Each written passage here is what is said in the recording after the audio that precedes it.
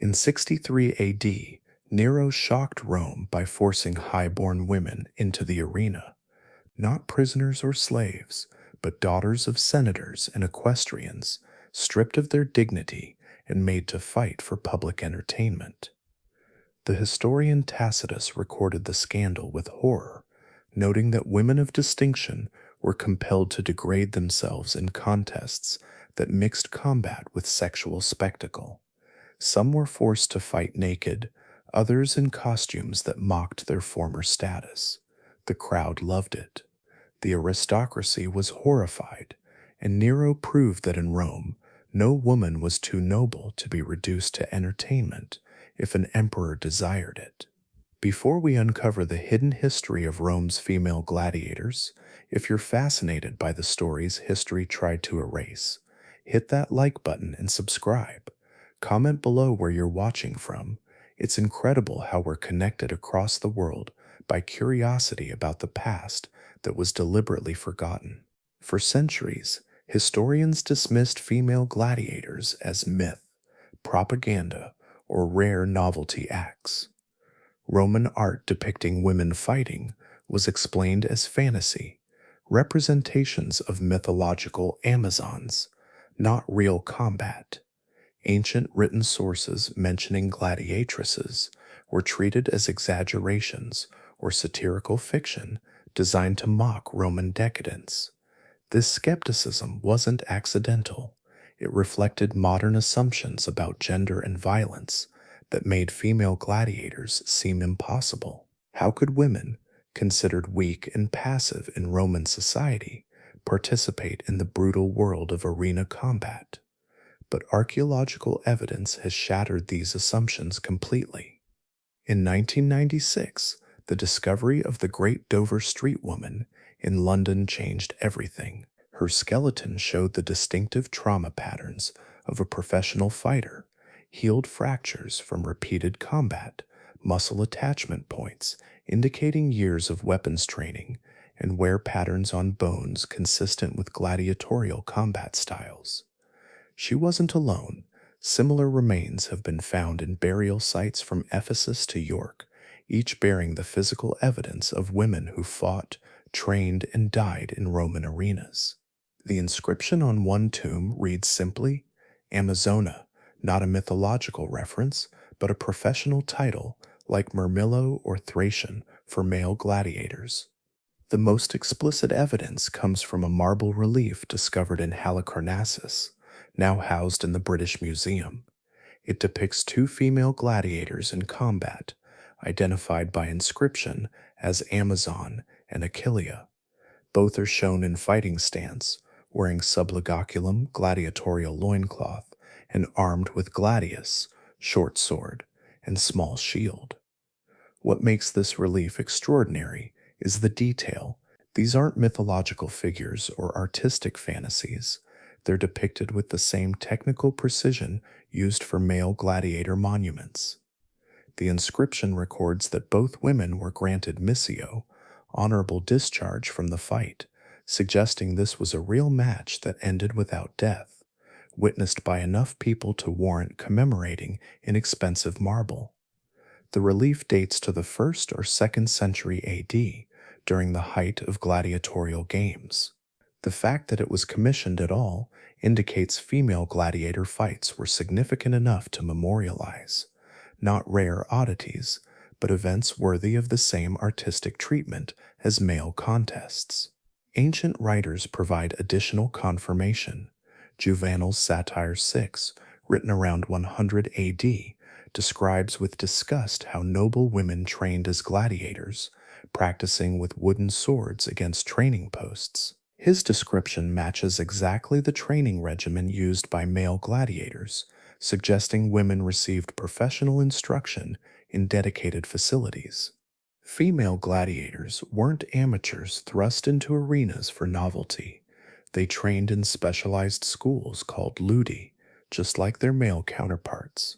Archaeological excavations at Pompey's gladiator barracks revealed separate quarters containing weapons and armor sized specifically for women, lighter swords, smaller shields, modified helmets, Training was supervised by lantai, gladiator trainers, usually former fighters themselves, who ran schools as businesses. For women, this created a uniquely exploitative dynamic. They were training to fight, but also to perform. Their combat had to satisfy crowd expectations for both violence and spectacle that were explicitly gendered. Egyptian papyri preserve fragments of training manuals that include specific instructions for female gladiators. These documents describe techniques for fighting while appropriately displayed, euphemistic language indicating they were expected to fight with minimal clothing, their bodies as much part of the spectacle as their combat skills. The training was brutal regardless of gender. New recruits, called novitiates, spent months developing weapon skills against wooden posts before facing human opponents. They learned to fight in specific styles, some as provocatrices with spears and rectangular shields, others as scissors with fighting claws and arm guards. But unlike male gladiators who could achieve fame and even freedom through arena success, female gladiators faced a darker reality. Their fights were increasingly designed not just for combat drama, but for sexual humiliation and degradation. Female gladiators came from three distinct social categories, each with different motivations and experiences. Understanding who they were reveals the complex intersection of gender, class, and violence in Roman society. The first category, slaves and prisoners of war. These women had no choice. Captured during Rome's endless military campaigns, or born into slavery, they were purchased by lanistae and trained for arena combat. Their legal status meant they had no rights, no ability to refuse, no hope of anything beyond survival. A slave woman forced into gladiatorial combat faced a particularly cruel fate. Male gladiator slaves could sometimes earn freedom through exceptional performance. Female gladiators rarely had this opportunity. Their value lay in spectacle, not in demonstration of virtus masculine courage. They fought, they sometimes won, but they almost never earned freedom. The second category, volunteers from the lower classes. Roman law technically prohibited free citizens from becoming gladiators, but poverty and desperation created loopholes. Poor women, who saw no other economic opportunities, might voluntarily sign gladiatorial contracts, trading their dignity for survival. These women underwent a ceremony called octormentum, swearing an oath that stripped them of citizen rights and made them infames, legally disgraced. The oath included explicit language about accepting death, degradation, and whatever else the lanista or game sponsor demanded. For women, this whatever else often included sexual exploitation beyond the arena.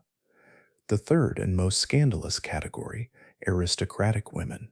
Beginning in the 1st century AD, some noble women voluntarily trained as gladiators, initially as a form of transgressive entertainment.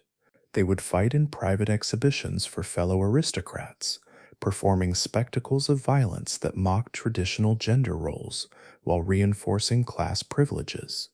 Nero exploited this trend, forcing it into public arenas and stripping it of its elite exclusivity.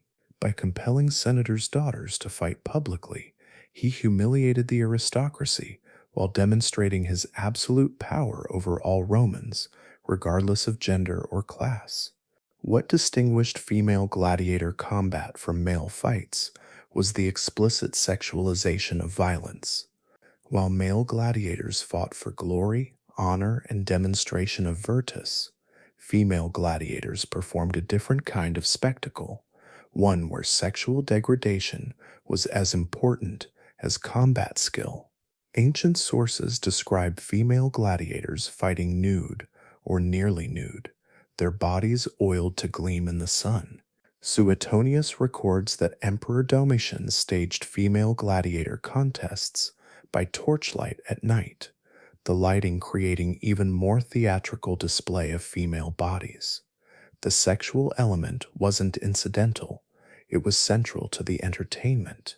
Roman audiences came to female gladiator fights expecting a combination of violence and erotic spectacle that would have been inappropriate for male contests.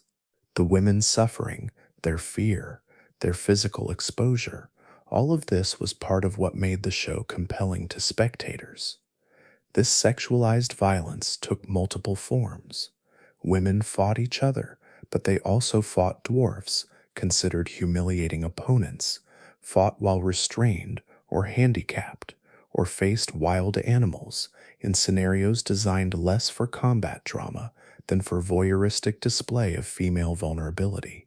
Some contests explicitly staged mythological rape scenes, with female gladiators forced to play victims while male performers or trained animals enacted violence that combined sexual assault with murder. These weren't combat, they were snuff theater, execution dressed as mythology. The psychological impact on the women forced into these spectacles can barely be imagined. They weren't just fighting for their lives, they were performing their own degradation for thousands of cheering spectators whose pleasure came from watching women suffer. One female gladiator achieved enough fame that her name survived in ancient sources, Mevia. Juvenal mentions her with contempt in Satire 6, describing her as a Tuscan huntress who fought boars in the arena with a hunting spear. What's significant about Mevia isn't just that she existed, but how she was portrayed. Juvenal's description drips with disgust, not at arena violence itself, which he accepts as normal for men, but specifically at a woman performing masculine combat roles. Mevia apparently fought as a Venatrix beast hunter rather than traditional gladiator. This role involved facing wild animals in staged hunts, a specialty that required different skills than human combat, understanding animal behavior, using hunting weapons like spears and javelins, and performing for crowds who expected theatrical displays of bravery. The fact that Mevia hunted boars specifically is telling. Boar hunting was considered the most dangerous and prestigious form of Venetia, requiring courage and skill that Romans associated explicitly with masculinity. By excelling at it, Mevia challenged gender expectations in ways that both fascinated and horrified Roman audiences. Ancient sources suggest Mevia may have been from an aristocratic Tuscan family, fighting voluntarily rather than as a slave or prisoner. If true, this makes her participation even more scandalous. A highborn woman choosing degradation, voluntarily descending to infamia for reasons ancient writers couldn't comprehend. Nero's decision to force aristocratic women into public arena combat represented a calculated assault on Rome's social hierarchy. By compelling senators' daughters to fight as gladiators, he humiliated the most powerful families in the empire while demonstrating that imperial power transcended traditional class protections. The scandal wasn't that women fought, slave and lower class female gladiators had existed for decades. The scandal was that noble women, whose bodies were supposed to be sacred vessels of aristocratic bloodlines, were being displayed and degraded publicly like common slaves. Tacitus records the horror with which Rome's elite viewed these spectacles. Senators watched their daughters, stripped, armed, and forced to fight, while thousands of plebeians cheered. The traditional social order was being inverted. Common people were entertained by the suffering of their social superiors, with imperial authority enabling this reversal. For the women themselves, the experience was devastating. Aristocratic girls were raised to embody pudicitia, modesty, chastity, to avoid public display, to represent family honor through dignified behavior. Being forced into the arena destroyed all of this. They were stripped of clothing, honor, and dignity, transformed from symbols of aristocratic purity into objects of public voyeurism. Some noble families tried to prevent their daughters from being selected. Tacitus mentions attempted escapes, false identities, and even arranged marriages to men in distant provinces, anything to avoid the arena. But Nero's agents were thorough, and imperial power was absolute. The Roman crowd's response to female gladiators reveals the complex psychology of mass entertainment based on gendered violence. Ancient sources describe audiences reacting with a mixture of excitement, disgust, and sexual arousal, emotions that were often inseparable in these contests. Lower class spectators generally loved female gladiator fights. For plebeians who spent their lives under aristocratic authority, watching noble women suffer provided a form of psychological revenge. The social order that oppressed them was being temporarily inverted. The privileged were now the victims, displayed and degraded for common entertainment. Male spectators in particular found these spectacles arousing. The combination of female bodies, violence, and the breaking of social taboos created an atmosphere charged with sexual energy. Ancient graffiti from Pompeii includes explicit references to female gladiators, suggesting they became objects of sexual fantasy. But not everyone was entertained. Senatorial class observers like Tacitus, Suetonius, and Juvenal recorded these spectacles with horror and contempt, though notably their disgust focused on the violation of class boundaries rather than concern for the women's suffering. They objected to noble women being degraded, not to the arena system itself. Some philosophical voices condemned the entire spectacle. Seneca's writings on gladiatorial games include criticism of how they coarsen human empathy, turning murder into entertainment. Though he doesn't specifically address female gladiators, his broader critique applies. These were public celebrations of cruelty that brutalized both victim and viewer.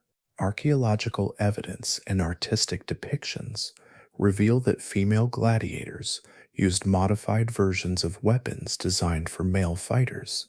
The modifications weren't to make combat safer, they were to optimize spectacle.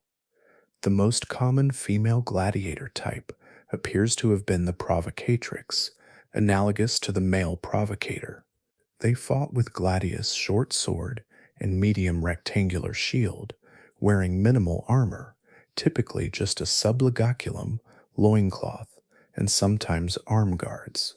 Some fought as ciseaux, using the distinctive fighting claws that gave this gladiator type its name.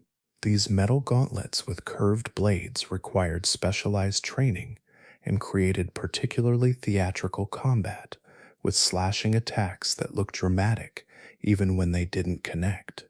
Evidence from Pompeii suggests some female gladiators fought in the style of retiari, using net and trident, wearing almost no protective equipment. This style was considered particularly humiliating for male gladiators because of its lack of armor, but for female fighters, the exposure was explicitly part of the entertainment. The weapons were real and deadly. This wasn't theatrical violence with dulled blades. Female gladiators killed and were killed with the same weapons male gladiators used. Archaeological analysis of the Dover Street woman's skeletal trauma confirms she sustained repeated combat injuries consistent with sword and dagger wounds. Training manuals preserved in papyrus fragments describe specific techniques for female fighters, including modified stances to account for different centers of gravity and techniques for fighting with exposed breasts, acknowledging the reality that female gladiators often fought partially or completely nude. Roman games organizers, called editors, carefully planned female gladiator contests to maximize entertainment value. The pairings reveal how gender shaped arena violence in specific ways. Woman versus woman was the most common pairing, creating contests that were simultaneously combat and spectacle. These matches could be genuine displays of skill or theatrical performances where the outcome was predetermined. Ancient sources describe both types, some fights ending in mutual missio, honorable discharge, others clearly staged with one fighter obviously outmatched. Woman versus dwarf was another popular pairing, explicitly designed for humiliation and comedy. Roman attitudes toward dwarfism were complex. Little people were simultaneously objects of fascination and mockery. Pairing female gladiators with dwarf opponents created spectacles where both participants were degraded for crowd amusement. Woman versus beast was perhaps the most disturbing category. These weren't fair contests, they were executions staged as entertainment. Women condemned to damnatio ad bestias, condemnation to beasts, were often untrained, sent into arenas against animals specifically starved, and goaded to attack. The sexual dimension was explicit in some cases, with ancient sources describing staged scenarios where animals were trained to assault women in ways that mimicked rape. Some contests involved mythological reenactments, where female gladiators played doomed heroines from Greek mythology. Andromeda chained for the sea monster, Dirce tied to a bull. These weren't just theater, they were real executions dressed in mythological costume, where the violence was both actual and symbolic. Female gladiators lived in the ludus gladiator barracks, under conditions that combined the hardships faced by male gladiators with additional forms of exploitation specific to their gender. The barracks at Pompeii reveal that female gladiators had separate quarters from men, not for protection, but for control. These women were valuable property, and Laniste wanted to manage access to them carefully, both to prevent pregnancy that would interrupt training and to monopolize their sexual exploitation. Daily routine was punishing. Training began at dawn with physical conditioning, running, strength exercises, flexibility work. Then came weapons practice against posts, partner drills, and mock combat. Female gladiators trained alongside men in some schools, separately in others, but the intensity was comparable. Diet was carefully controlled. Gladiators ate a high carbohydrate diet, heavy in barley, beans, and vegetables, designed to build a layer of subcutaneous fat that would protect against cuts while maintaining muscle. For female gladiators, this diet created bodies that satisfied both functional and aesthetic demands. They needed to be strong enough to fight, but also visually appealing to audiences. Sexual exploitation was systematic. Laniste, trainers, and guards had essentially unlimited access to female gladiators who had no legal recourse or protection. Some Laniste rented out female gladiators for private parties where they would perform combat demonstrations that often evolved into sexual entertainment. Pregnancy was a constant concern. A pregnant gladiator couldn't fight, representing lost investment for the Laniste. Various methods of preventing or terminating pregnancy were used, from herbal abortifacients to physical violence.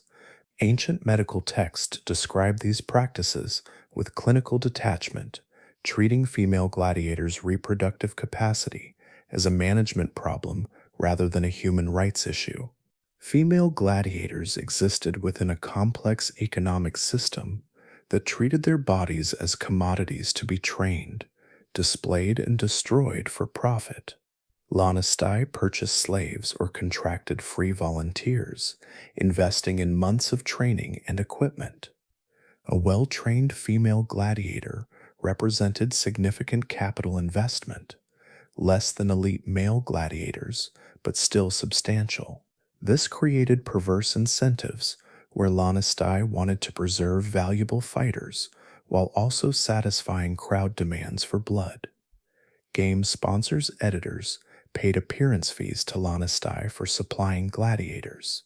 Female gladiators commanded lower fees than male fighters of comparable skill, but higher fees than beast fighters or condemned criminals. The pricing reflected their dual value as combat performers and sexual spectacles. Successful female gladiators could generate revenue beyond combat. Their images appeared on oil lamps, pottery, and other merchandise. Some achieved enough fame that men paid to sleep with them, though whether the women kept any of these earnings or it all went to their owners is unclear. The economics of death were carefully calculated. Killing a gladiator meant the Lonistai lost future revenue, so games sponsors typically paid compensation for deaths. These payments were negotiated in advance based on the gladiator's experience, skill, and crowd appeal. Female gladiators generally commanded lower death compensation than males, reflecting Roman attitudes about the relative value of women's lives. For aristocratic women forced to fight by imperial command, the economics were different. They weren't paid, their suffering was compulsory, but their degradation had political value, demonstrating imperial power over even the highest social classes. The marble relief from Halicarnassus, now in the British Museum, remains the most explicit evidence of female gladiatorial combat. Its preservation and details provide unique insights into how these contests were conducted and commemorated. The relief shows two women in combat stance, both armed with gladius and small round shield parma. They're depicted in sublegaculum without chest covering, emphasizing the sexual display element, while also showing they were actual fighters, not mythological figures. The inscription identifies them as Amazon and Achillea, both granted Missio, indicating the fight ended without death. This is significant because it suggests not all female gladiator contests were fights to the death. Some, like this one, were genuine athletic contests where skill could be demonstrated without necessarily killing the opponent. The artistic style is technical and precise, matching the conventions used for male gladiator monuments. This wasn't satirical or symbolic art. It was commemoration of an actual event, commissioned by someone who wanted to memorialize this specific fight. Modern analysis of the relief has revealed additional details. The musculature shown on both women is anatomically accurate for trained fighters. They weren't depicted as delicate or feminine in the way Roman art typically portrayed women. These are powerful, athletic bodies, captured with the same attention to combat physique used for male gladiators. The fact that this relief exists at all and survived when so much evidence was deliberately destroyed is remarkable. It represents one of the few pieces of material evidence that couldn't be erased or reinterpreted, that proves definitively that female gladiators were real, skilled, and significant enough to warrant expensive artistic commemoration. Emperor Domitian took female gladiatorial combat to new extremes, staging elaborate nighttime spectacles that pushed the boundaries of acceptable entertainment even by Roman standards. Suetonius records that Domitian held gladiatorial contests by torchlight featuring female fighters and dwarf combatants. The nighttime setting wasn't practical, it was theatrical. Torchlight created dramatic shadows and made the violence more stylized, transforming arena combat into something closer to macabre theater. These nocturnal games had an explicitly sexual atmosphere. The combination of darkness, firelight, partially nude female bodies, and violence created an environment charged with voyeuristic energy.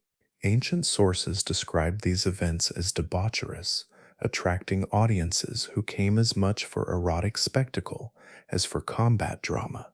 Domitian staged female beast fights where women faced lions, leopards, and other predators by torchlight. These weren't fair contests. They were executions staged as entertainment, where the darkness made the violence more theatrical, while also obscuring some of the more disturbing details. The emperor himself watched these spectacles from his imperial box, his presence sanctioning and celebrating the degradation of women for his amusement. Ancient sources suggest he specifically requested certain types of female combatants, particularly noble women, whose suffering provided him political satisfaction alongside entertainment. Domitian's spectacles represented arena entertainment at its most decadent and cruel, where the line between combat, execution, and sexual violence completely dissolved.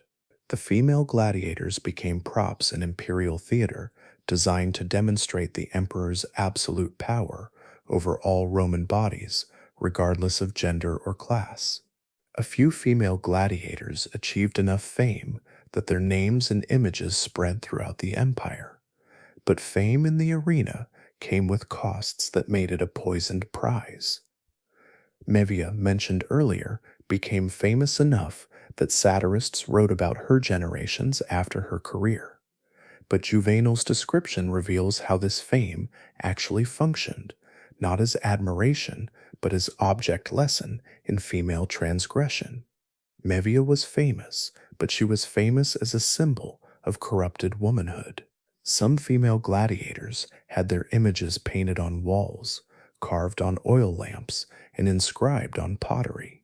Archaeological finds from Pompeii include graffiti celebrating female fighters, with explicit sexual commentary suggesting male fans viewed them as objects of desire, alongside combat admiration. But this fame never translated into freedom or respect. A famous female gladiator was still a slave or infamous, legally disgraced. She might be recognized in streets, but she had no legal rights, no social status, no hope of returning to respectable society. For aristocratic women who fought, fame was pure degradation. Their names becoming known meant their families' shame was public and permanent. Even if they survived the arena, they could never reclaim their former status. They were permanently marked as infames, barred from marriage to citizens, excluded from temples and public ceremonies. The psychological impact of this famous degradation must have been devastating. Female gladiators were simultaneously celebrated and despised, admired for skills while being treated as subhuman. They existed in a paradox where visibility meant only deeper forms of exploitation. Evidence of female gladiators has been found throughout the Roman Empire, from Britain to North Africa to the eastern provinces. This geographic spread reveals that female arena combat wasn't just a Roman phenomenon. It was an empire-wide practice that adapted to local cultures while maintaining core features.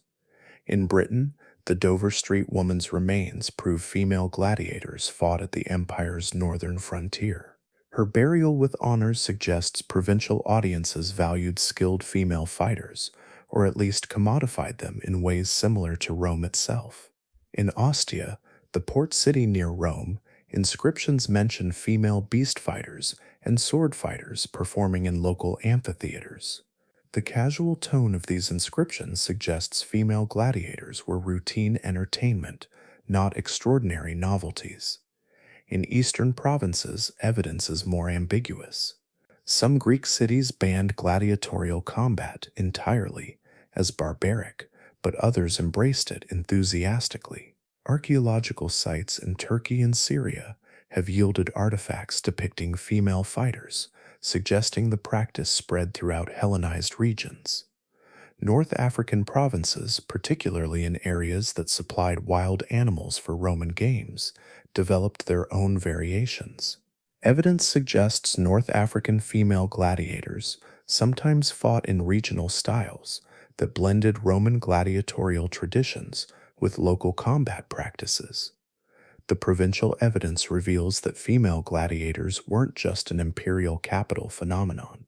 The entire empire participated in this entertainment system, with local elites sponsoring games featuring female fighters to demonstrate their sophistication and alignment with Roman culture. Not all Romans celebrated gladiatorial combat, and female gladiators provoked particularly strong criticism from philosophical and moralizing voices. Juvenal's Satire 6 contains an extended rant against women who train as gladiators, describing them as abandoning feminine virtue to embrace masculine violence. His disgust is palpable, but it's focused on gender transgression rather than the violence itself. He accepts male gladiatorial combat as normal while condemning women's participation as perverse. Tacitus records the aristocratic scandal of noble women fighting in arenas with disapproving but journalistic tone. He treats it as evidence of imperial corruption and social decay, a symptom of Rome losing its traditional values. His concern is for social order, not for the women's suffering. Seneca takes a different approach in his moral essays, condemning gladiatorial spectacles generally as brutalizing entertainment that coarsens human empathy. Though he doesn't specifically address female gladiators, his critique applies. Watching people kill each other for entertainment, regardless of their gender, is morally corrupting. Early Christian writers condemned all gladiatorial combat as pagan cruelty. Tertullian's writings describe arena games as demonic spectacles that celebrate death and violence. Christian objections to female gladiators fit within broader rejection of Roman entertainment culture, but these voices were marginal. The vast majority of Romans accepted and enjoyed gladiatorial combat, including female fights. The critics were outnumbered, outshouted by crowds who packed amphitheaters to watch women kill and die for entertainment. In 2000 AD, Emperor Septimius Severus issued a decree banning female gladiators entirely. The language of the ban reveals its true purpose, not protection of women, but erasure of evidence. The official justification claimed female gladiatorial combat degraded Roman dignity and corrupted public morals. But Severus didn't ban male gladiators, beast hunts, executions, or any other arena violence. He specifically targeted female fighters, suggesting gender-specific concerns. Historical analysis suggests the ban was motivated by several factors. Female gladiator spectacles had evolved from combat demonstrations into increasingly explicit sexual entertainment. The degradation had become so extreme that it embarrassed even Romans accustomed to arena brutality. The ban may also have reflected anxiety about gender roles. Female gladiators challenged fundamental Roman beliefs about masculinity and femininity. Women demonstrating combat skills, physical courage, and willingness to risk death in pursuit of glory, these were supposed to be exclusively male virtues. Female gladiators proved women could embody them, which threatened the ideological foundations of Roman patriarchy. Politically, the ban allowed Severus to position himself as a moral reformer while actually doing very little. Male gladiatorial combat continued unchanged, as did beast hunts, executions, and other arena violence. Only female fighters were removed, in a gesture that was more symbolic than substantive. The ban was enforced unevenly. Evidence suggests female gladiators continued appearing in provincial games for decades after the decree, but gradually the practice died out, not because it was illegal, but because the cultural moment had passed. After the ban, a systematic campaign of erasure attempted to remove female gladiators from historical memory. Evidence was destroyed, inscriptions were defaced, artistic depictions were reinterpreted as mythological rather than historical. The Halicarnassus relief survived by accident. It was buried in rubble from an earthquake, hidden until modern excavation rediscovered it. Most similar monuments were deliberately destroyed or had their inscriptions chiseled away. Written sources were edited or lost. We know of female gladiators primarily through disapproving mentions in satire and moral criticism. The very sources that condemned them preserved evidence of their existence. Positive or neutral accounts, if they ever existed, vanished. Medieval and Renaissance scholars who encountered references to female gladiators in ancient texts dismissed them as exaggeration or fiction. The idea seemed so impossible to later generations that they assumed ancient writers must have been lying or joking. This erasure was so successful that until the late 20th century, serious historians considered female gladiators a myth. When the Dover Street woman was discovered in 1996, her skeletal evidence was initially controversial. Some scholars argued she couldn't be a gladiator because female gladiators didn't exist. Only archaeological evidence that couldn't be reinterpreted finally forced acknowledgement that female gladiators were real. The bones don't lie. The combat trauma is unmistakable. The burial honors are clear. The weapons are authentic. Physical evidence overcame 2 millennia of deliberate forgetting. The story of female gladiators matters not just as historical curiosity, but as a case study in how gender shapes violence, entertainment, and memory. First, it reveals how thoroughly history can be erased. For 1,800 years, female gladiators were successfully removed from historical consciousness. Only physical evidence that couldn't be reinterpreted, bones bearing combat trauma, inscriptions on buried monuments, finally forced acknowledgement of their existence. This erasure wasn't accidental, it was systematic, motivated by discomfort with evidence that challenged gender assumptions. Female gladiators proved women could be warriors, could embrace violence, could demonstrate physical courage, qualities Roman and later societies insisted were exclusively masculine. Second, female gladiators expose how violence against women can be normalized as entertainment. The sexualized nature of their combat, the explicit degradation, the transformation of female suffering into public spectacle. These weren't aberrations, but core features of how Roman society consumed female gladiatorial combat.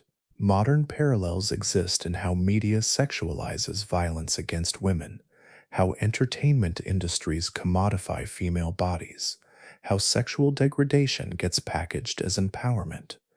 The mechanisms are more sophisticated now, but the underlying dynamics remain recognizable. Third, the female gladiator story complicates simple narratives about agency and choice.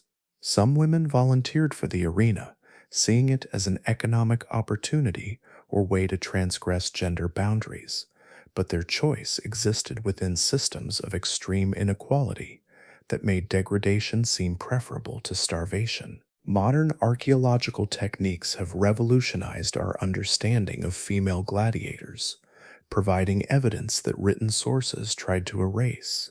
Skeletal analysis can now definitively identify combat trauma patterns. The Dover Street woman's bones show healed fractures consistent with repeated sword blows to the arms, defensive wounds from blocking attacks. Her skull shows impact trauma from blunt weapons. Her muscle attachment points indicate years of intensive weapons training. Isotope analysis of teeth and bones reveals dietary patterns matching known gladiator nutrition: high carbohydrate, low meat, supplemented with specific minerals. This chemical signature helps identify gladiator remains, even without explicit burial markers.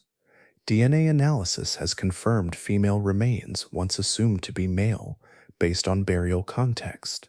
Several male gladiators identified in 19th century excavations have been re-examined and revealed to be women, their gender initially misidentified because archaeologists assumed gladiators must be male.